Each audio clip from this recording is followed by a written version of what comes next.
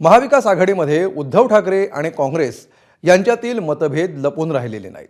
विधानसभा निवडणुकीमध्ये मुख्यमंत्री पदाचा चेहरा देण्यावरून सुद्धा या दोघांमध्ये बराच संघर्ष झाला होता। बाजारात तुरी असाच तो प्रकार होता। आता विधानसभा विरोधी पक्षनेतेपदावरून सुद्धा ठाकरेंची शिवसेना आणि काँग्रेसमध्ये सुप्त संघर्ष सुरू आहे आणि त्यात भर म्हणजे सावरकरांवरून उद्धव ठाकरेंनी काँग्रेसला कानपिचक्या दिल्या। निकाल लागून महिना सुद्धा झालेला नाही, पण मवियामध्ये असलेल्या अनेक भेगा आता उघड्या पडू लागल्यात।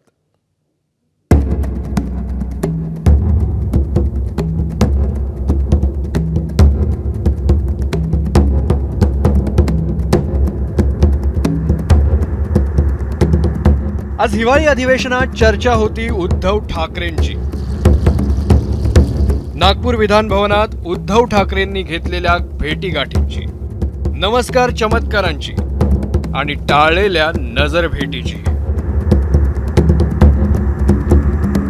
जुन्या सहकारी नीलमताई गोऱ्हे समोर आल्या तेव्हा दोघांनीही हात जोडून औपचारिक नमस्कार केला।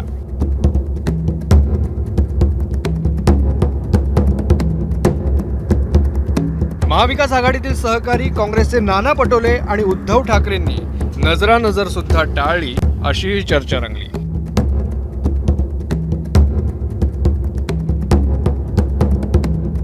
उद्धव ठाकरेंनी पक्ष कार्यालयात पत्रकारांशी संवाद साधला। विधानसभेचा निकाल लागल्यानंतर उद्धव ठाकरेंची बदललेली भूमिका इथेही पाहायला मिळाली। कर्नाटकमधील काँग्रेस सरकार बेळगाव विधान भवनातील सावरकरांची प्रतिमा हटवणार आहे। यावर उद्धव ठाकरेंना विचारल्यावर त्यांनी बॅलन्सिंग ऍक्ट साधला। सावरकरांवरून महाविकास आघाडीतील मित्रपक्ष काँग्रेसला सुनावलं, सोबतच भाजपला सुद्धा नेहरूंवरून कानपिचक्या दिल्या। काँग्रेस असो वा भारतीय जनता पक्ष असो, यांनी आता सावरकर आणि भाजपनी सुद्धा नेहरू बोलणं सोडलं पाहिजे। कारण आताचा हा जो काळ आहे तो काळ आपल्याकडे बघतोय की त्यावेळेला त्यांनी जे काय करायचं ते करून गेले, तुम्ही काय करतात। त्याच्यामुळे अगदी मोदींनी सुद्धा नेहरूंचं रडगाणं आता बंद करावं आणि काँग्रेसने आता सावरकरांच्या नावाने बोलणं बंद करावं। कारण दोघंही आपापल्या जागी होते।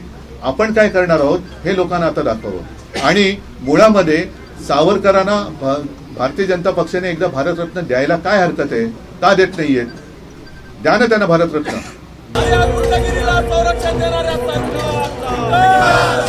सकाळी महाविकास आघाडीनं कामकाजावर बहिष्कार घातला। काँग्रेस आणि राष्ट्रवादीच्या आमदारांनी सभात्याग केला। मात्र ठाकरेंच्या शिवसेनेचे नेते विधानसभेत दिसले। विविध मुद्द्यांवरून भास्कर जाधवांनी सरकारवर टीकेची झोड उठवली। केंद्रात भाजपचं सरकार, राज्यातही भाजपचं सरकार, त्यांच्या साथीला एकनाथ शिंदे आणि अजित पवार। अशा वेळी 5 वर्ष महाविकास आघाडीचं लोढणं गळ्यात बाळगण्यापेक्षा स्वबळाची चाचपणी करण्याचा विचार ठाकरे करत असावेत। यातूनच कधी मंदिर तर कधी सावरकरांवर बोलून हिंदुत्वाकडे पुन्हा वळण्याचे संकेत ते देत असावेत, असं बोललं जात आहे। उद्धव ठाकरे हिंदुत्वाकडे जास्तीत जास्त झुकण्याचा प्रयत्न करतायत, आपला गेलेला मतदार मिळवण्याचा प्रयत्न करतायत, त्या योगे शिवसेनेचं राजकारणातलं स्थान पुन्हा मिळवण्याचे प्रयत्न सुरू करत आहे। शिवसेना मध्यवर्ती भूमिका घ्यायला बघते। एकीकडे ती भाजपला प्रश्न विचारते की तुम्ही भारतरत्न का देत नाही सावरकरांना, आणि दुसरीकडे काँग्रेसला सुनावते की तुम्ही आता सावरकर हा मुद्दा सोडून दिला पाहिजे, आणि त्याचबरोबर भाजपलाही सांगते की तुम्ही नेहरू हा मुद्दा सोडून दिला पाहिजे। म्हणजे उद्धव ठाकरे एकला चलो रे या भूमिकेत आले आहेत, हे यावरून स्पष्ट आहे। लोकसभा आणि विधानसभा प्रचार काळात आलेली कटुता इतक्या लवकर संपण्याची शक्यता कमीच आहे। त्याचा प्रत्यय भाजपच्या प्रतिक्रियेतून आला। महाविकास आघाडीमध्येही ठाकरेंच्या बदलत्या भूमिकेमुळे अस्वस्थता दिसून येते। उद्धव साहेबांनी सल्ला दिला, चांगलाच दिलेला सल्ला आहे, आणि मला असं वाटतं की याची जाण यांना 5 वर्ष आधी झाली असती तर जास्त बरं वाटलं असतं की इतकं 5 वर्ष, मागच्या 5 वर्ष इतकं पाणी पिरून गेल्यावर आणि इतकं महाराष्ट्राची दुर्दशा झाल्यावर त्यांना ही जाण झाली, याचं मी स्वागतच करतो। पण निश्चितच त्यांनी जे सल्ला दिला आणि त्यांनी पहिले ज्या पक्षासोबत ते मागच्या 2-2.5 वर्ष सरकारमध्ये होते, ज्या पक्षासोबत ते युतीमध्ये त्यांची आघाडी आहे, त्या काँग्रेस पक्षाला त्यांनी समजून सांगितलं पाहिजे की सावरकरांवर टीका करणं त्यांनी बंद केलं पाहिजे।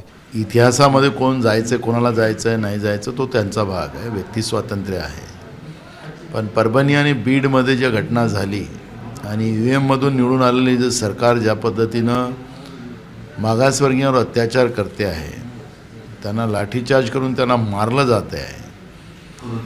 एकीकडे हिंदूच्या गोष्टी करायच्यात आणि एकीकडे बीडमध्ये देशमुख नावाच्या हिंदू सरपंचाला जिवंत मारायचं, त्याचे हातपाय तोडून क्रूर हत्या करायची.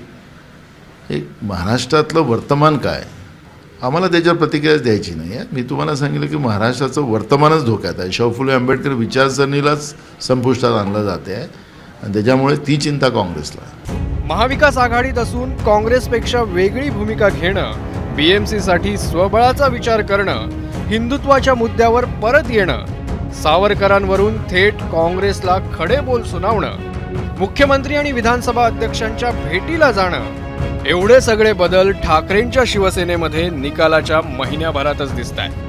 हे राजकारण आता कोणत्या दिशेला जाणार याकडे लक्ष असेल. ब्युरो रिपोर्ट, ABP माझा. ABP माझा, उघडा डोळे बघा नीट.